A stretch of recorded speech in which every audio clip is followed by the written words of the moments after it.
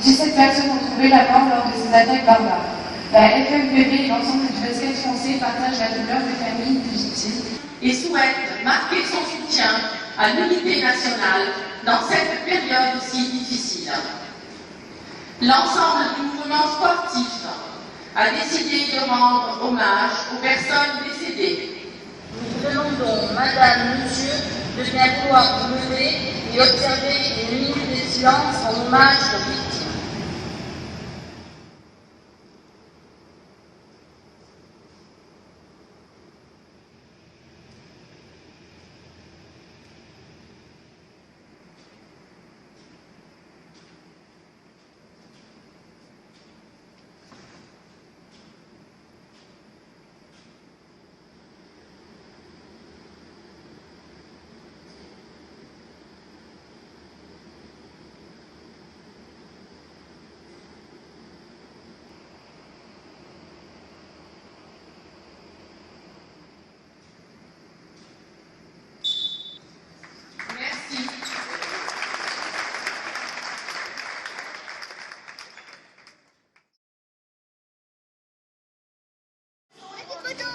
Bonjour à toutes et à tous et bienvenue pour ce premier résumé vidéo de l'année 2015. Pour les grands.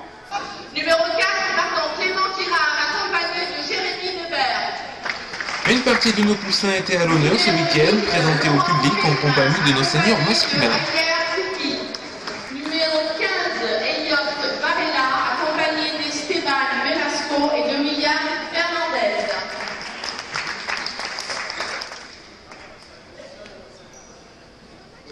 Et une première en NM3, l'apparition de la e-marque à l'occasion de cette rencontre entre le Stade Laurentin et Venette-Golgoth. L'équipe des Bouches-du-Rhône, qui fait partie du peloton de tête, s'était largement imposée au match aller. Les Laurentins, en position de relégable, se devaient de réagir après leur défaite à Nice avant la trêve. Mais statistique imparable, les hommes de Christian Delgado n'ont gagné qu'un seul match à la maison depuis le début de la saison. D'ailleurs, c'est Venelle qui fait la meilleure entame. Les Laurentins peinent à trouver le chemin défilé. Tout au long de cette première mi-temps, ce seront les visiteurs qui feront la course en tête.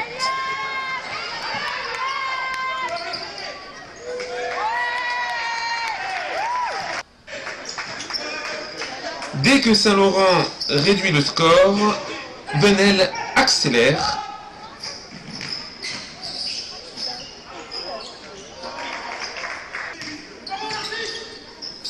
Comme d'habitude, trop de pertes de ballon offrent autant d'occasions aux adversaires de prendre le large.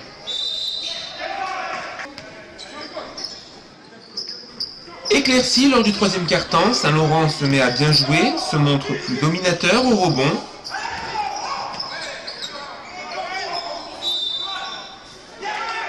Avec 3 paniers à 3 points d'affilée, Laurent Pellegrin permet à son équipe de recoller à 2 points de Venelle.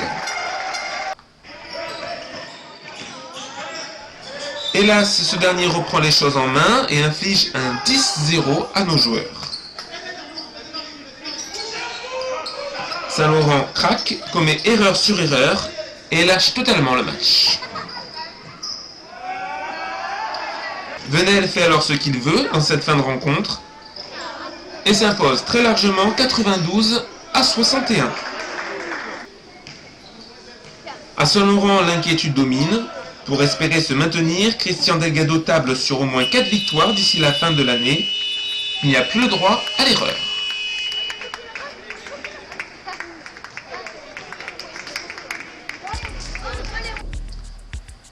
Maigre consolation, les concurrents au maintien, Nice et l'Orgue, se sont inclinés à l'extérieur. Le prochain adversaire des Laurentins, le Stade Marseillais, s'est imposé à HTB 73-62. Le Canet domine Menton 81-75 dans le duel au sommet de ce week-end. Après 13 journées, Marseille compte 4 points d'avance sur ses poursuivants. Nice, l'Orgue et Saint-Laurent en comptent 2 de retard sur le 8e. La semaine prochaine, l'Orgue reçoit Fréjus et Nice joue le derby retour contre Cannes-sur-Mer.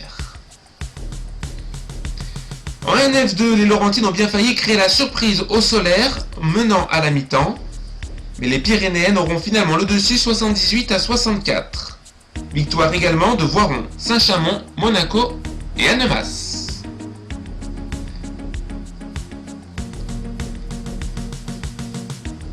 Pas de changement au classement, Voiron et le Solaire occupent toujours les 2 places qualificatives pour les playoffs. Prochaine journée, derby entre Saint-Laurent et Monaco, 2 rencontres à suivre, Saint-Chamond le Solaire et le match de la peur entre Venelle et Saint-Jean-de-Muzols. Retour à Saint-Laurent avec les précieuses victoires contre le Cavigal des ERF 64-54 et des PRM 86-66. En département, victoire des filles, mais défaite des garçons. Enfin, les juniors s'imposent à Soliès 62-51.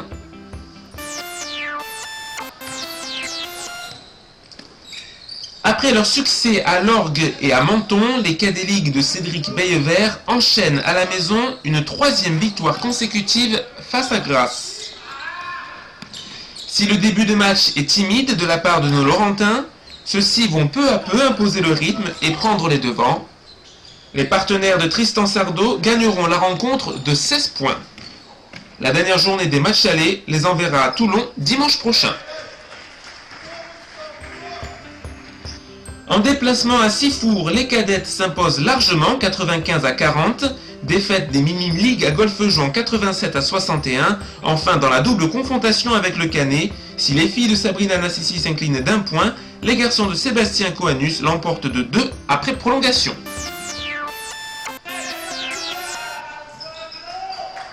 Les Benjamin League d'Olivier Gimeno recevaient l'Orgue pour le compte de la 7e journée. D'entrée de jeu, ce sont les Varois qui se montrent plus habiles, notamment en contre-attaque. Les Laurentins ne jouent pas assez collectif et se font surprendre. Ce sera meilleur en seconde mi-temps, lorsqu'ils feront davantage circuler la balle, se procurant des situations de shoot plus claires.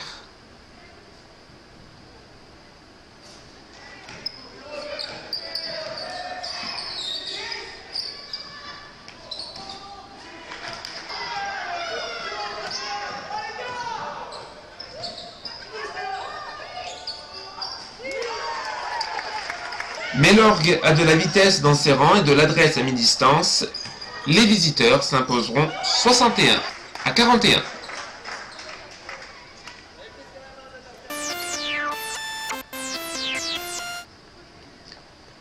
Les Benjamin 3 d'Enzo Alari affrontaient une équipe mixte de Montsartou. Nos joueurs, dont pour certains c'est leur première année de pratique, ont essayé d'appliquer ce qu'ils apprennent quotidiennement à l'entraînement. En face, Montsartou pouvait compter sur 2 joueurs de niveau supérieur. C'est logiquement que les visiteurs s'imposent 50-14.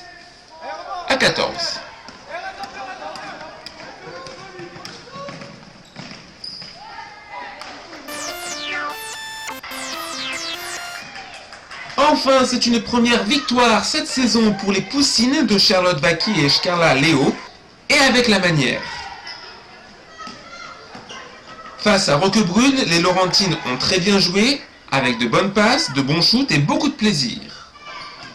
Sous l'œil attentif de leur parrain Éric Longin et d'une table de marque rajeunie, les Laurentines gagnent sur le score de 37-4.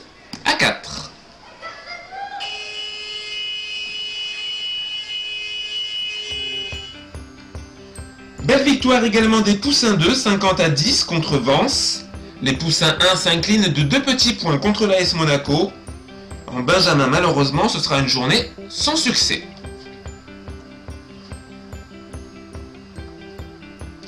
Il y avait également des concentrations au collège Saint-Exupéry. Les mini-poussins se sont bien amusés avec un plateau composé de 8 équipes. Quant aux mini-poussines, elles réalisent le grand chelem avec 3 victoires en 3 matchs. Enfin, ce week-end a été inscrit le 10 millième point de la saison. C'est le U15 Nicolas Lefebvre qui l'a marqué, contribuant ainsi au succès de son équipe au Canet.